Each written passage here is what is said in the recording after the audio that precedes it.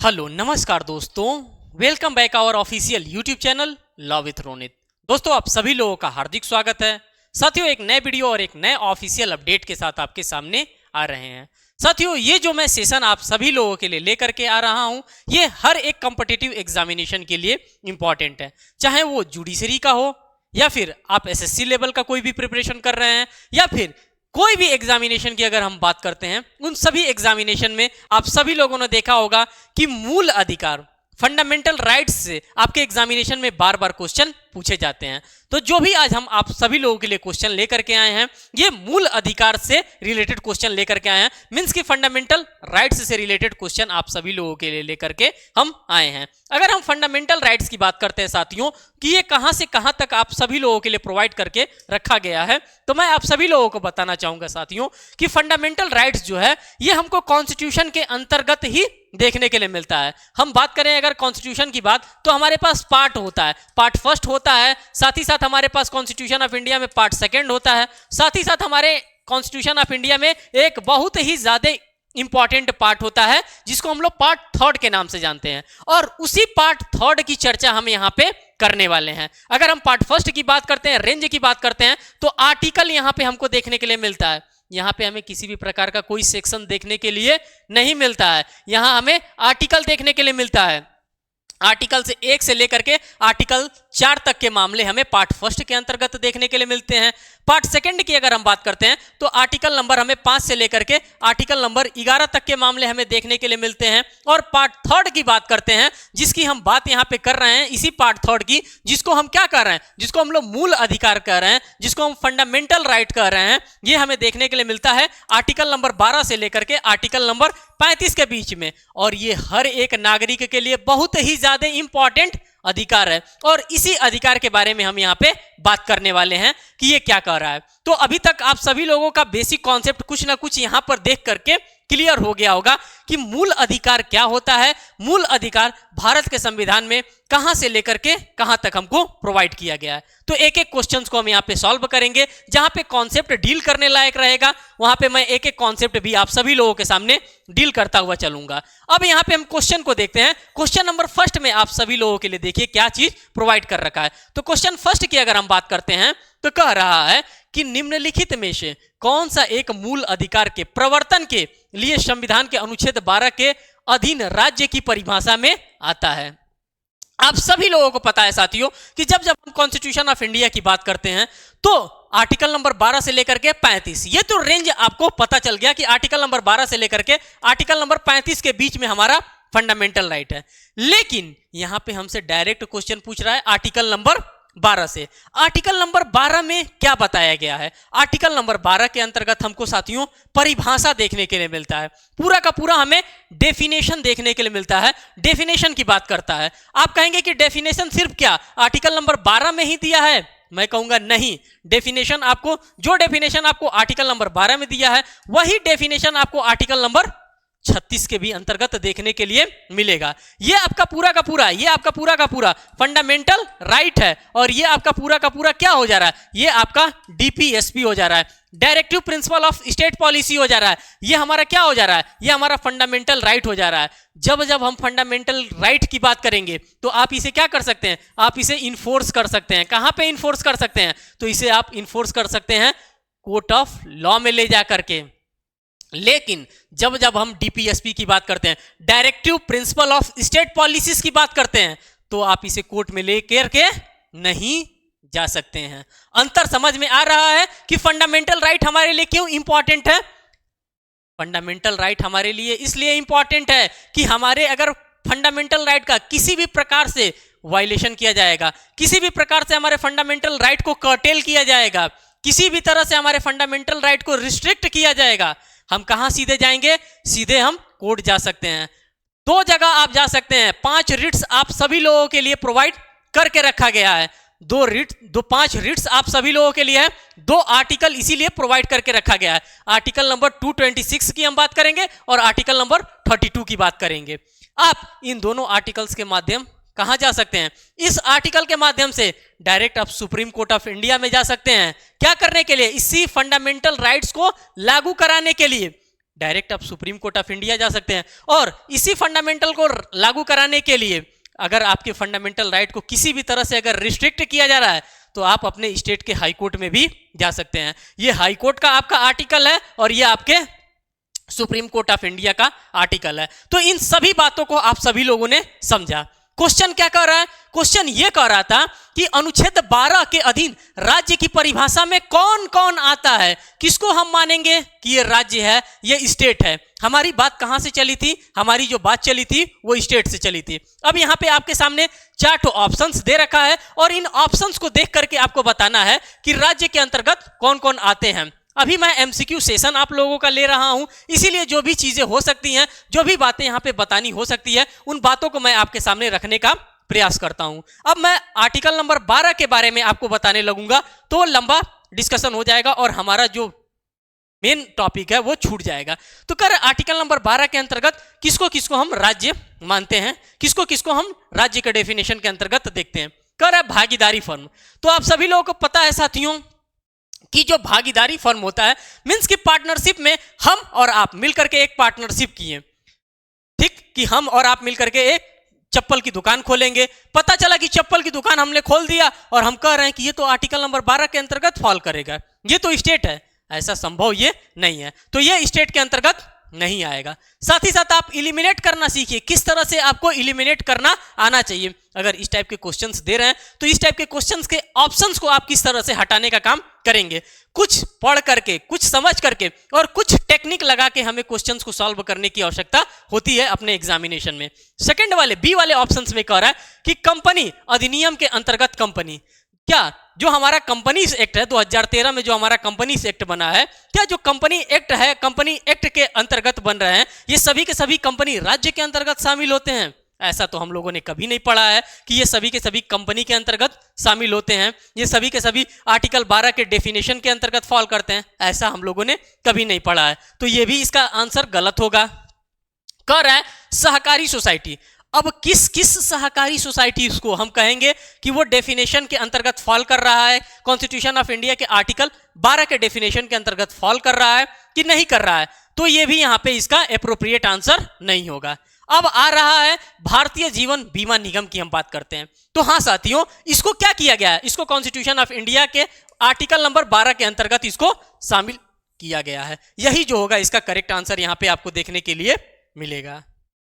एक क्वेश्चन था, एक क्वेश्चन को आप देख सकते हैं कि किस तरह से आप घुमा करके फिरा करके उससे रिलेटेड जो भी जानकारियां हैं सभी जानकारियों को आप यहां पे इकट्ठा करते हुए चले हैं। यहां पे हमारे पास बहुत ही लैंडमार्क जजमेंट आ जा रहा है। कह रहा है Keshavananda Bharati versus state of Kerala की बात हम करते हैं। इस जजमेंट का नाम आप सभी लोगों को पता होना चाहिए। Keshavananda Bharati versus state of Kerala की हम बात करते हैं। जजमेंट डेट की बात करेंगे तो 24 अप्रैल 1973 को इसका जजमेंट आया था। इसमें कितने जजेस के द्वारा जजमेंट दिया गया था साथियों? तो इसमें टोटल 13 के 13 जजेस के द्वारा इसके अंतर्गत जजमेंट दिया गया था। अब इसमें क्या कहा जा रहा है?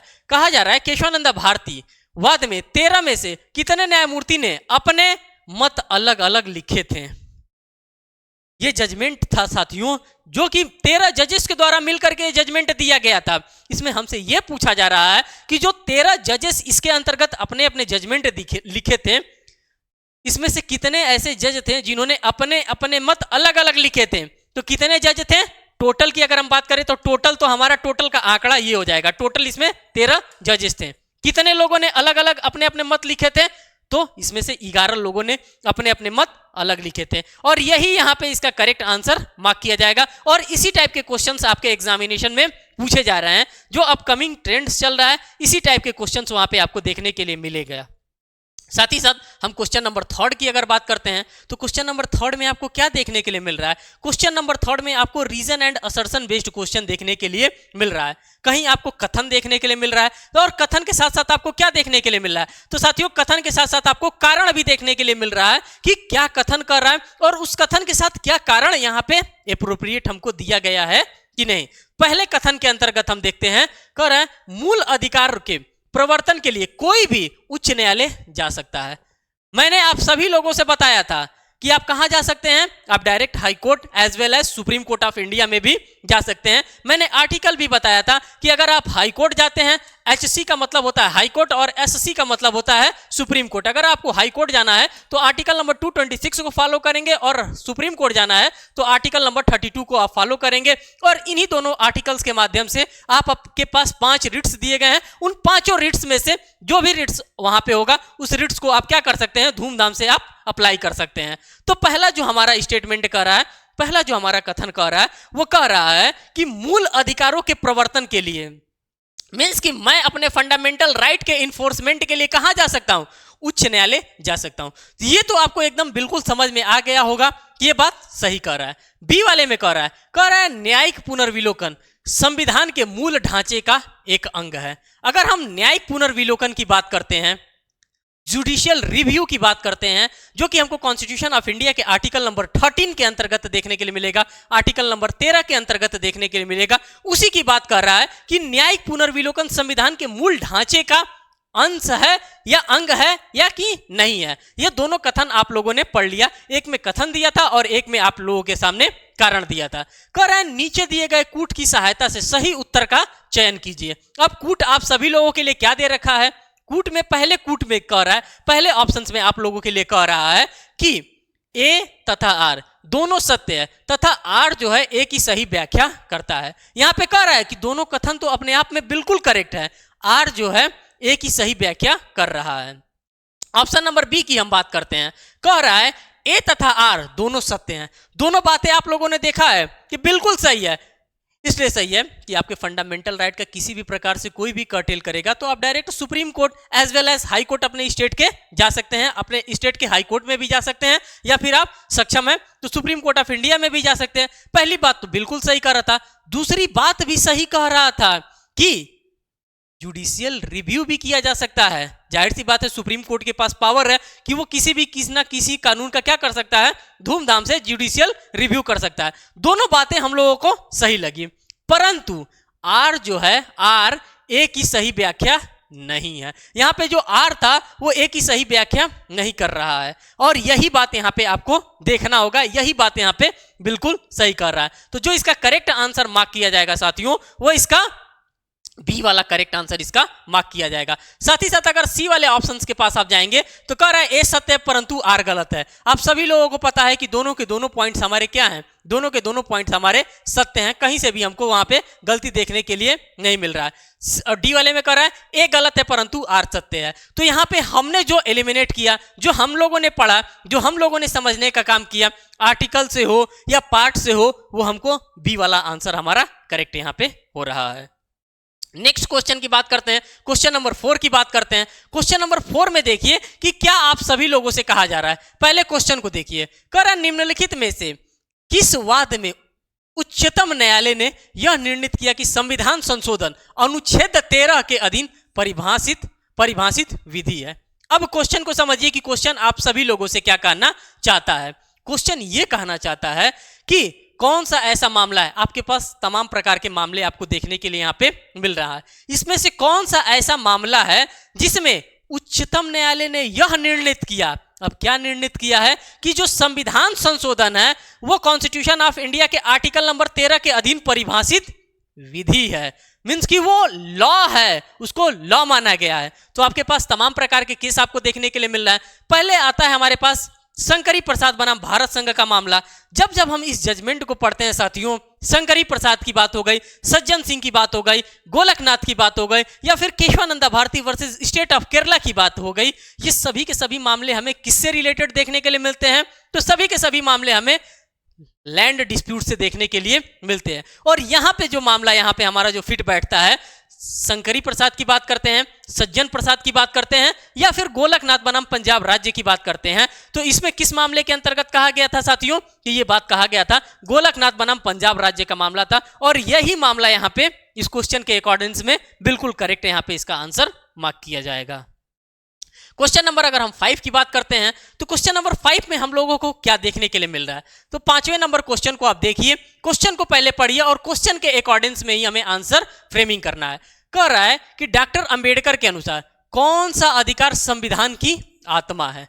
मैं आप सभी लोगों से अभी चिल्ला करके बता रहा था कि हमारे पास कॉन्स्टिट्यूशन ऑफ इंडिया में एक आर्टिकल दे रखा है, कौन सा आर्टिकल दे रखा है? तो कॉन्स्टिट्यूशन ऑफ इंडिया की जब हम बात करेंगे तब हम भाग करके कहां जाएंगे? पार्ट 3 के पास जाएंगे। इसीलिए मैं बार बार आपके पास पार्ट लिख रहा हूं। अब देखिए कहानी, एक मिनट, मैं बार बार पार्ट की बात कर रहा था, अब मैं पार्ट की बात कर रहा हूं, तो पार्ट के पास हम किस पार्ट के पास जाएंगे? पार्ट 3 के पास जाएंगे। पार्ट 3 के पास जाएंगे तो ये कहां से लेकर के, आर्टिकल नंबर 12 से लेकर के आर्टिकल नंबर 35 के बीच का ये मामला हो रहा है। यहां पे कोट किसको किया गया है? यहां पे कोट किया गया है बाबा साहब भीमराव अंबेडकर को। और बाबा साहब भीमराव अंबेडकर यहां पे क्या कहना चाहते हैं? तो बाबा साहब भीमराव अंबेडकर यहां पे कहना चाहते हैं कि कौन सा ऐसा आर्टिकल है, अगर हम पूरे भारत के संविधान की बात करते हैं और भारत के संविधान में कौन सा ऐसा आर्टिकल हमको दे रखा है जो कि आत्मा का काम कर रहा है, आत्मा के तौर पे इस्तेमाल किया जा सकता है। तो हमारे पास सिर्फ और सिर्फ एक ही आर्टिकल दे रखा है, और वो कौन सा आर्टिकल है? Article number 32। आप कहेंगे कि इस आर्टिकल के अंतर्गत क्या बाबा साहब ने देख लिया था कि इसको पूरे के पूरे संविधान की आत्मा उन्होंने कह डाली? उन्होंने जो देखा वो हम भी देख रहे हैं। इसमें हमारे पास क्या दिया है? इसमें हमारे पास 5 प्रकार के रिट्स प्रोवाइड किए गए हैं कि अगर आपके फंडामेंटल राइट्स को, अगर आपके मूल अधिकार का किसी भी प्रकार से हनन किया जाएगा, आप डायरेक्ट कहां पे जा सकते हैं? डायरेक्ट आप सुप्रीम कोर्ट ऑफ इंडिया जा सकते हैं। मैंने ऑलरेडी आपको बताया था। कब? जब बताया था तो ये सीन जब मैं बता रहा था आपको, फिर मैं रिवीजन यहां पे करा रहा हूं। मैं आप लोगों को छोड़ना नहीं चाहता हूं कि कोई भी कॉन्सेप्ट आपका लूज रहे। जब मैं बता रहा था, फंडामेंटल राइट की बात कर रहा था, आर्टिकल नंबर 12 से लेकर के आर्टिकल नंबर 35 की बात कर रहा था, और जब मैं यहां पे डीपीएसपी की बात कर रहा था, directive principle of state policies की बात कर रहा था, आर्टिकल 36 से लेकर के आर्टिकल नंबर 51 तक की मैं बात कर रहा था, तो मैंने एट दैट टाइम आपसे कहा था कि इसको आप लागू कराने के लिए कहां जा सकते हैं? इसको आप लागू कराने के लिए 2 जगह जा सकते हैं, एक सुप्रीम कोर्ट ऑफ इंडिया जा सकते हैं और एक अपने स्टेट के हाई कोर्ट में भी जा सकते हैं। यहां पे 5 रिट इशू होता है, उस 5 रिट्स के माध्यम से। लेकिन जब हम बात करेंगे इस डीपीएसपी की, directive principle of state policies की, तो इस directive principle of state policies को आप लागू कराने के लिए किसी भी कोर्ट ऑफ लॉ में नहीं जा सकते हैं। ये इतना बड़ा यहां पे अंतर आपको देखने के लिए मिल रहा है डीपीएसपी में और आपके फंडामेंटल राइट्स में। तो इसी अंतर को मैं आप सभी लोगों को बताना चाहता था, इसी अंतर को मैं आप सभी लोगों को समझाना चाहता हूं। इसीलिए इसका आर्टिकल नंबर 32 आप सभी लोगों के लिए इंपॉर्टेंट है, और बाबा साहब के द्वारा कह भी दिया गया है कि ये क्या है? ये आत्मा है। और ये आत्मा कहां पर दे रखा है? इसी को संवैधानिक का उपचार कहा गया, इसी को कॉन्स्टिट्यूशनल रेमेडी कहा गया। अब देख लीजिए, स्वतंत्रता का अधिकार, जीवन जीने का अधिकार, संवैधानिक उपचारों का अधिकार। जो आपका करेक्ट आंसर यहां पे मार्क किया जाएगा वो सी वाला ही करेक्ट आंसर यहां पे मार्क किया जाएगा। तो आप पूरे का पूरे कॉन्सेप्ट को ही आपने यहां पे क्लियर कर लिया कि कहां से, किस आर्टिकल के तहत हम सुप्रीम कोर्ट जाएंगे, किस आर्टिकल के तहत हम हाई कोर्ट जाएंगे, किस आर्टिकल से लेकर के किस आर्टिकल के बीच हम कहीं पे भी नहीं जा सकते हैं, किसी भी कोर्ट में हम उसको लागू कराने के लिए नहीं जा सकते हैं। तो इस क्वेश्चन को देखिए, और क्वेश्चन से बने हुए जो भी आपके यहाँ पे ऑप्शंस बन सकते हैं, उन सभी ऑप्शंस को भी आप यहाँ पर एनालिसिस करते हुए चलिए। नेक्स्ट क्वेश्चन की हम बात करते हैं। क्या कह रहा है? कह रहा है कि निम्नलिखित में से कौन सा वाद पृथक्करणिता के सिद्धांत से संबंधित वाद है? अब आप कहेंगे कि ये पृथक्करण क्या होता है? तो सेपरेशन की बात करते हैं। जब हम कॉन्स्टिट्यूशन ऑफ इंडिया के आर्टिकल नंबर 13 को पढ़ते हैं तो वहां पे हमें तमाम चीजें देखने के लिए मिलता है। आर्टिकल नंबर 13 में जुडिशियल रिव्यू देखने के लिए मिलता है, वेबियर का सिद्धांत देखने के लिए मिलता है, इक्लिप्स का सिद्धांत हमको देखने के लिए मिलता है। तो ये पूरे के पूरे सिद्धांत हमको देखने के लिए मिलते हैं। वही कह रहा है कि कौन सा ऐसा है, निम्नलिखित में से कौन सा ऐसा वाद है जिसके अंतर्गत हमें पृथक्करणता का सिद्धांत हमको देखने के लिए मिलता है। आपके पास यहां पर केस आ रहा है राम जवाया कपूर बनाम पंजाब राज्य का, एक फेमस मामला है। साथ ही साथ यहाँ पे आपके पास और भी मामले आ रहे हैं। अब कौन कौन से मामले आ रहे हैं, इन मामले को भी आपको देखने की आवश्यकता है। एक मिनट। कह रहा है एमसी मेहता बनाम भारत संघ। एमसी मेहता बनाम भारत संघ क्या हो सकता है यहाँ पे? तो बिल्कुल एमसी मेहता बनाम भारत संघ यहाँ पे नहीं हो सकता है। यहाँ पे कौन सा मामला यहाँ पे फॉल करेगा? तो ये जो मामला है रोमेश थापर बनाम मद्रास राज्य का मामला है, और यही मामला यहाँ पे क्या करेगा साथियों? यही मामला इसके अंतर्गत फॉल करने वाला है। और इसी पे क्या लगाया गया था? इसी पे जो आप देख रहे हैं कि पृथक्करणता का वाद, इसी मामले के अंतर्गत हमको पृथक्करणता का वाद देखने के लिए मिलता है रोमेश थापर बनाम मद्रास राज्य के अंतर्गत। नेक्स्ट क्वेश्चन की हम बात करते हैं, क्वेश्चन नंबर 7 की हम बात करते हैं। इस क्वेश्चन के अंतर्गत आप सभी लोगों से क्या कहा गया है? क्वेश्चन नंबर 7 को आप यहां पर देखिए क्या कह रहा है। कह रहा है कि निम्नलिखित वादों में से किस वाद में उच्चतम न्यायालय ने यह विनिश्चय किया है कि मूल अधिकारों को त्यागा नहीं जा सकता है। आपके पास फंडामेंटल राइट्स दिए गए हैं, क्या आप इस फंडामेंटल राइट्स को वेव आउट कर सकते हैं? क्या त्याग सकते हैं? तो बिल्कुल हम त्याग नहीं सकते हैं, हम अपने फंडामेंटल राइट्स को नहीं त्याग सकते हैं। और यह बात किस केस लॉ के अंतर्गत कहा गया है? तो यह कहा गया है बहराम खुर्शीद बनाम बॉम्बे राज्य का एक मामला आया था। इसी मामले में कहा गया कि मैं अपने फंडामेंटल राइट्स को वेव नहीं कर सकता, मैं अपने फंडामेंटल राइट्स को नहीं छोड़ सकता, कोई नहीं छोड़ेगा अपने फंडामेंटल राइट्स को। मैं चाहता हूं कि मैं अपने फंडामेंटल राइट्स को डोनेट कर दूं, मैं अपने फंडामेंटल राइट्स को छोड़ दूं। अरे भैया, तुम्हारा मूल अधिकार है, मैग्ना कार्टा है तुम्हारा, तुम अपने मैग्ना कार्टा को, तुम अपने मूल अधिकार को कैसे छोड़ सकते हो? तुम्हें छोड़ने का कोई भी यहां पे राइट नहीं है। सुप्रीम कोर्ट ऑफ इंडिया कहता है कि नहीं, आप अपने फंडामेंटल राइट्स को वेव आउट नहीं कर सकते हैं। और इसके लिए बहराम खुर्शीद का मामला भी आपको देखने के लिए मिलता है। यह मामला आप सभी लोगों के लिए बहुत ही ज्यादा इंपॉर्टेंट मामला है। यहां पे नेक्स्ट क्वेश्चन की हम बात करते हैं। नेक्स्ट क्वेश्चन, क्वेश्चन नंबर 8, आप सभी लोगों से क्या कहना चाहता है? देखिए, कह रहा है कि निम्नलिखित वादों में से, यहां पे जो भी क्वेश्चन आपको दे रखा है, जो भी केस लॉ दे रखा है, इन सभी केस लॉ से आपके एग्जामिनेशन में रिपीट एंड रिपीट करके क्वेश्चन बनते हैं।